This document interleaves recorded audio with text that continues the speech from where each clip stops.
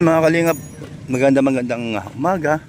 Araw po ng Martes ngayon, February 3. Dito po tayo sa sasakyan ni Kuya Val sa Fortuner. No? Kahapon po ay magkasama kami, dalawang sasakyan. Ang dala ko po ay yung H100. At yun na nga po, tinawag po ako ni Kuya Val na may problema ang Fortuner. So sumabog na pala ang hose ng power steering. Opo, no? And then ito na nga, kahapon pa ako naghahanap ng shop pero puno. Kaya ngayon ko lang po dinala dito. Ito panibagong shop na na-discover ko. Linya ng galing sa power steering. Ito po yun.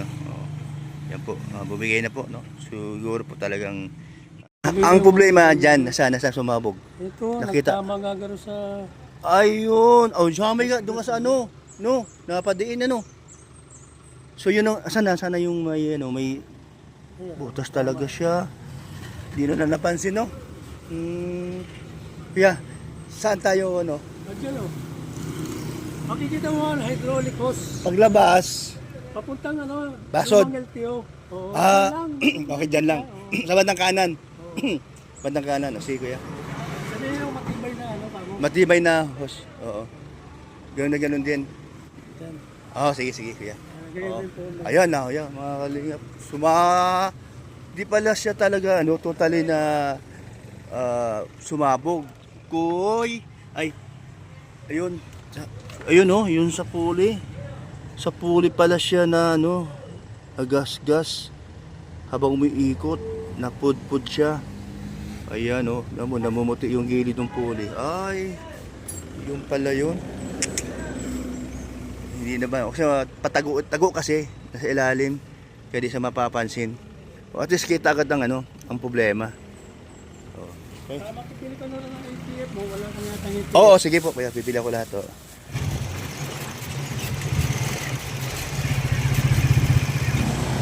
Ayan, dito. Ayun. Tao po. Tumatama sa pulley, kaya ayun yun nabutas. Makakaikot baga. Pagkano abutin? Yung magandang klaseng hose, maikabit ha.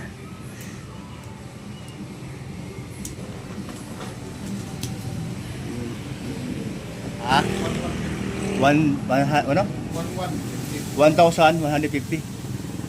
Hala, kulang ng pera ko.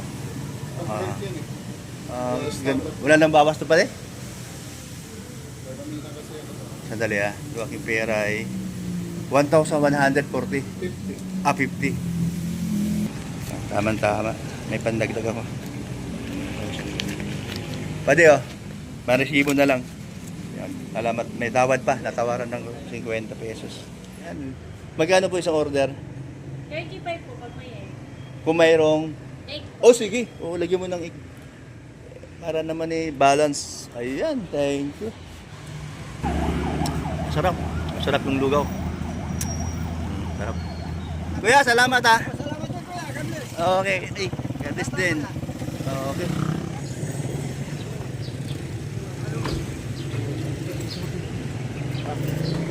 Ginagayan mo yung sir, Kunting pihit lang naman tama nga naman. Sa ilalim, hindi mo talaga binaklas. Piniluwagan lang Tapos dyan, kunting pihit lang. Ayan, pumasok. Very good.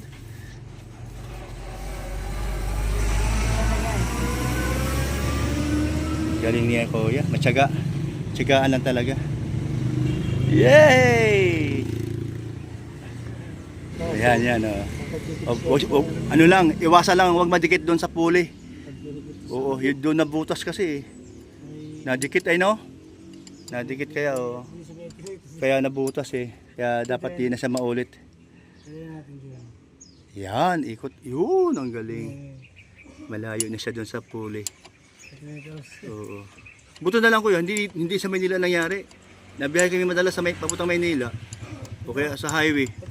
Mahirap yun. Dali. Nakuha doon sa niluwagan sa baba. Sige kuya, ipita mo pa kuya para walang leak. Sige pa. Kulang pa. Oh, wala na sa puli. Doon nagka-problema sa puli eh. Nadikit. Nadikit. Nadikit doon eh, kada butas. Ayun, oh. Ha? Yung sa muli. Oo. Panoorin nyo to ha. Ito na kayo. Kuya Brooks Vlog. Ha? I-upload ko to mamaya. Mamayang gabi o kaya bukas sa umaga. O, dito na ang yung mga artistahing mukha. Kuya Brooks Vlog, huwag kalimutan. Para mapanood nyo ang inyong ginagawa. Matigas pa.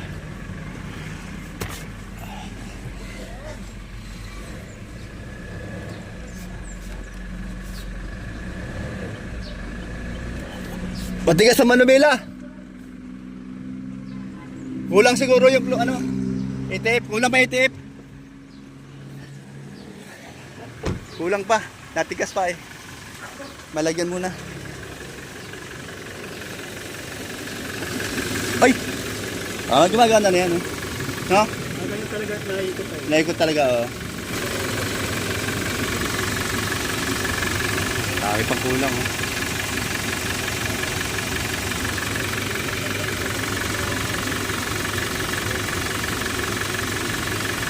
Daming kulang. Isipin mo yun.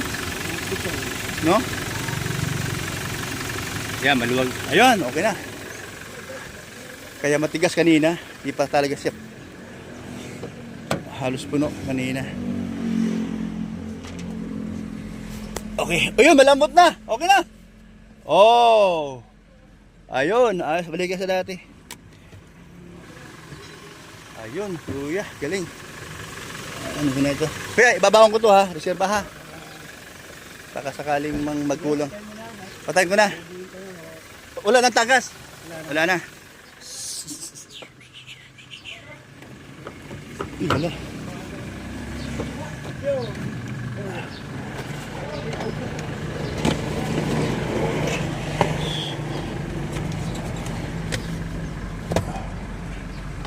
Tayo muna natin.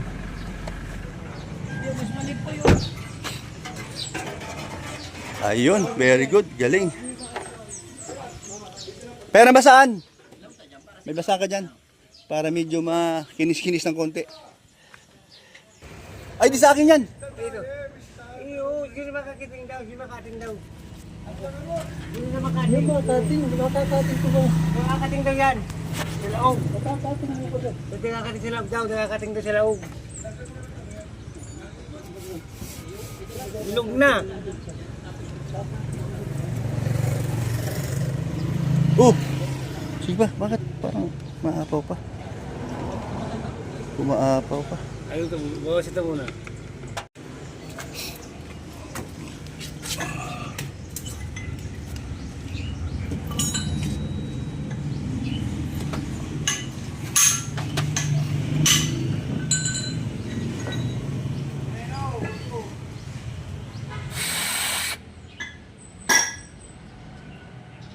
Minahulog.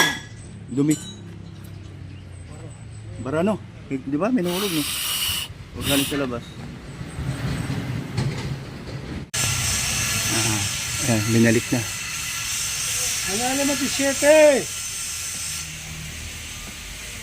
Alin? Ay, 17!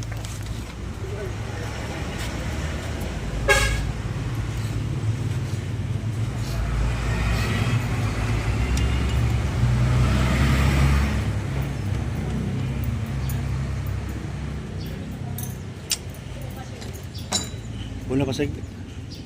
Higpitin mo pa. Baka lumuwag. Higpitin mo pa. Higpit pa, higpit. Ito. Oo, para isang trabaho lang. Yan o, luluwag pa yan pagka andar na andar. Yan, okay na. Huwag lang mabali. Ito yung sigurado na't hindi na paulit-ulit.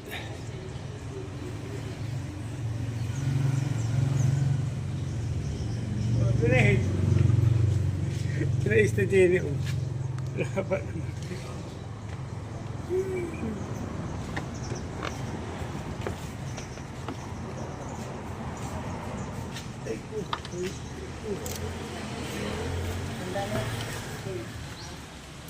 Ibabalik na yung hose.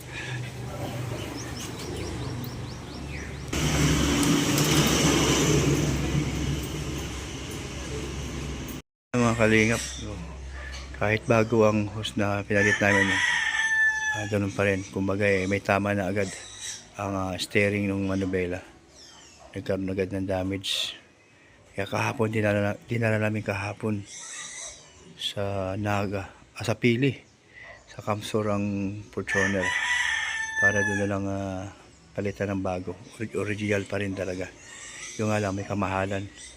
Kulang-kulang 30 mil ang presyo nung steering. So no choice baga, wala na magagawa kundi doon na mismo papalitan.